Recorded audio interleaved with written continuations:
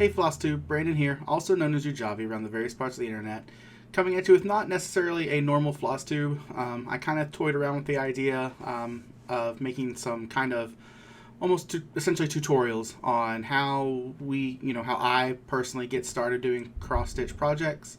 And I figured I would start going from the very beginning of just, how I, start with my floss and then getting started on a project, and then even going into the actual cross-stitching on a project, because as a lot of you know or may not know, I stitch in hand or by sewing method, and oftentimes, either with the live streams or stitching at live events, do get asked about stitching in hand versus a hoop or Q-snap or any of the other devices that people will use.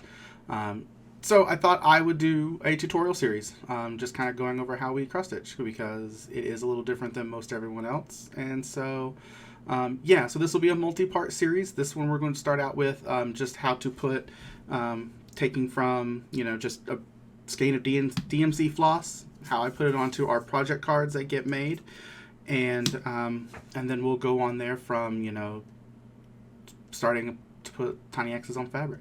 And so I will be switching to an overhead view so you can see exactly what I'm doing with the skein of floss a lot better than just this face on. So it'll just be my hands and the desk and stuff like that. So just bear with me while we switch over in just a few seconds. Okay, so here we have, as you see, all that we're going to need for this. We have our project card, our DMC floss, and a pair of scissors that we'll need for the very end step. I'm just using 310 black just because it's going to be the easiest essentially to show up on the camera, especially on the light colored table. So for any time we go to put floss on our cards, how we start out is we take off the little bits we don't need, and then we kind of open it up and, as best as we can, getting all the sides that they need to go to, and then we start just unraveling essentially, and we're going to unravel this whole thing. And once we're done with that, if you get it just right on your hand after splitting it open, it just rolls. And so it's very easy, very quick, and the more you do it, honestly, the faster and better you get at it. And I'm very thankful this went so smooth, because sometimes they don't. Because I would hate to have to stop this recording to find a whole nother skein DMC. So here we have our skein completely unraveled. We have our two ends.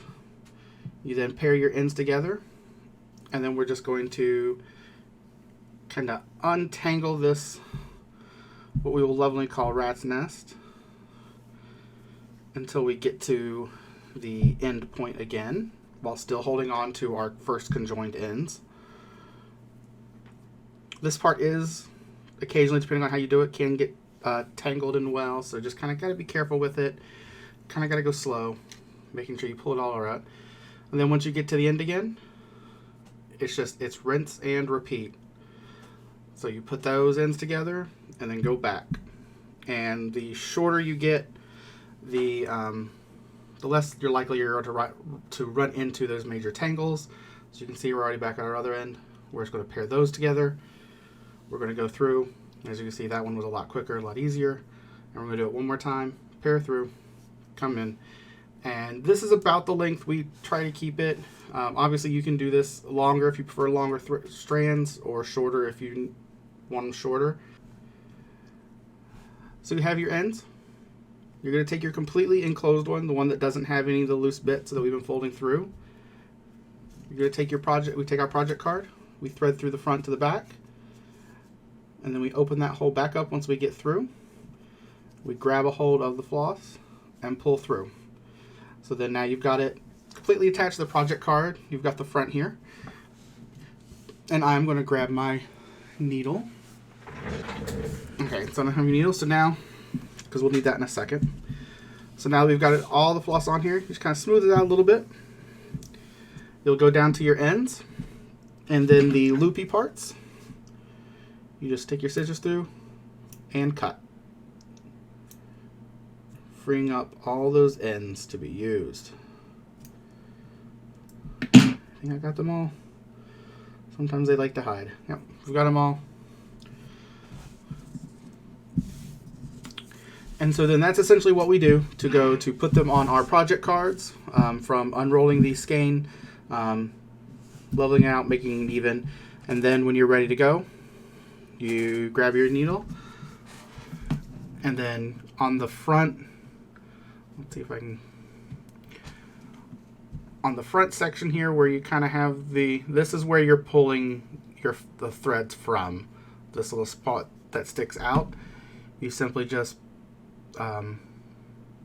you go through, you grab just one strand, and it just pulls right out. And then for us, when we thread our needle, as long as it's not over, as long as it doesn't call for one strand, like if you calls for 2 strands, you essentially just thread it, your 2 open ends.